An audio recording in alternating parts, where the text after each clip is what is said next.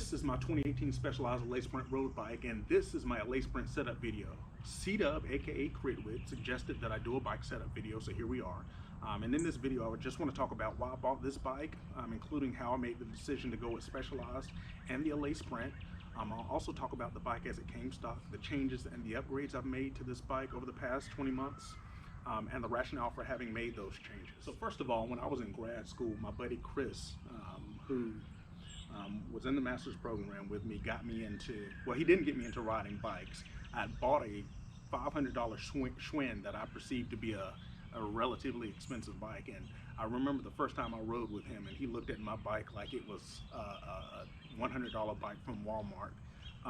But I rode that bike for several years. Matter of fact, I actually still own it. It's at my good friend's house up in Upper Marlboro, Maryland. Anyway, when it came time to buy a real bike, based on the pressure from my frat brother Jack, shout out to Jack, I decided to look at Specialized because that's what Chris rode. So that's really how I got into riding a Specialized branded bike. I didn't have any real allegiance to it prior to that, and I'll probably go with another one when it's time for me to get a bike in the future. Now, the reason I decided to go with the Allez Sprint, shout out to Philip at James Brothers Bikes. He had me look at the Allez Sprint and a regular Allez. I think I complained about spending $1,900 on a bike because that was just really foreign to me. And I rode both of those bikes, and when I got on the Allez Elite, I thought, it was after riding the Sprint, I thought, man, this bike doesn't seem as cool as the Sprint. And whatever the case, whenever I decided to buy a bike, I ultimately went with the Allez Sprint. So here we are. As I mentioned, this is a 56 centimeter 2018 Specialized Allez Sprint. It was purchased new in July of 2018 as a complete build. And Specialized does offer a number of special edition Allez Sprint frames for custom builds. But like I said, this was a complete build when I bought it. This particular bike came stock with Shimano's 105 group set with a lower end brake caliper. I don't know what that brake system was on that bike. It was Shimano, I just don't know the name of it. And speaking of brakes, this is a rim brake version, as you can see, but this bike did become available with a disc brake version in 2019. Listen, I'm not necessarily here or at all here to make a claim about which system is better, because in truth I have no idea and I really don't care. I do think disc brakes look cool, and I'm sure my next bike will be a disc brake version, but right now this one works just fine. I very recently upgraded my drivetrain to SRAM Red's ETAP 11 speed. I did consider the Shimano Dura Ace Di2, but after speaking with my local bike shop, again, shout out to Philip, I was told that it would be a bit cumbersome and clumsy to try to implement those junction boxes on this particular frame. So I went with the Red ETAP 11 speed because it's wireless. And I did consider the 12 speed because of the customizable features within the app, but I didn't want to go through that hassle of changing the rear hub or the cost and all the other things that I would need to change. But at the end of the day, the ETAP 11 speed system that's on this bike, I think it's pretty cool. I've watched several videos where there are some folks that complain that it doesn't shift as fast as the Di2 system because there is that lag between pressing the button and it actually getting to the derailleurs. For me, I'm not racing, it's just fine. I don't have any problems with it at all. And plus it's a gadget and I love gadgets, so I think it's pretty cool. So my system runs a 5034T chainring and 1128 cassette out back, and I am running the same stock 172.5 crank link that I ran with the stock Shimano group and drivetrain.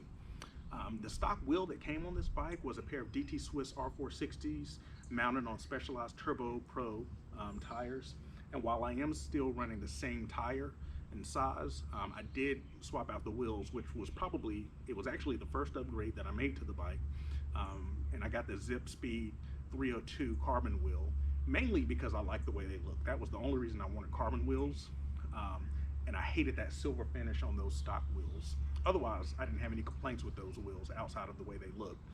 Now, while I did get these wheels for looks, the first time I climbed the 8% grade leaving my neighborhood, I was in disbelief at how efficient they were. It seemed that every unit of power I put through the cranks made it to the ground. Plus the rod was super smooth. One of the things that I did last summer was I actually took a hair dryer and I removed the zip logos off the wheels, and now I'm really pleased with these wheels. I have nicked them on the front porch taking the bike out of the house, but otherwise the wheels still look pretty cool. Look way better without those big goofy white letters that were on there that look like they belong on an 80s or 90s Nissan Sentra. I hate logos on wheels. So anyway, here we are. No logos on the wheels. So very shortly before Bow Bikes Bama last year, which by the way, today is one day before Bow Bikes Bama was scheduled to be for this year. Anyway, I won a $400 bike race last year, or won $400 from a bike race last year, and I took that money and upgraded my aero bars, or upgraded my bars to Zips SL70 aero bar, again for cosmetic reasons. I'm not a racer or an extreme cyclist, so like I said, the red E-Tap, these aero bars probably are a bit of overkill, but I'm quickly learning in the past 2 years that cyclists tend to go overboard, and we will just keep buying stuff for our bikes. To be honest, about the only thing on this bike that hasn't been changed is the saddle. This is still the same body geometry, two-pay sport seat that came stock. I think it's 143 width. It's still the same basic stem that came on there with a 7-degree rise. It was flipped the other way, so the bar didn't rise in the way that it did. But after my bike fit, this helped relieve some of that neck fatigue that I had on rides. And like I said, I do still have the same Turbo Pro tires on the bike. I do have different bar tape on here. I don't know what kind it is.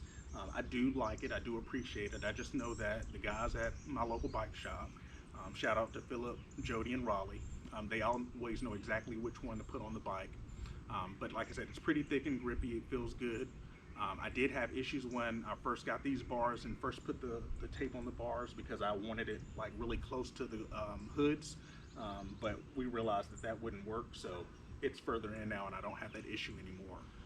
Over the years, or over the last year or so, I've added several lights to the bike, and I think a lot of people probably see this and think it looks goofy and it's overkill, and to be honest, I do too at times, but I think I value my safety over whether my bike looks super cool to an extent. So with that being said, I am riding Cyclics Fly 12C front light camera combo. This is a replacement unit because my first and original one failed.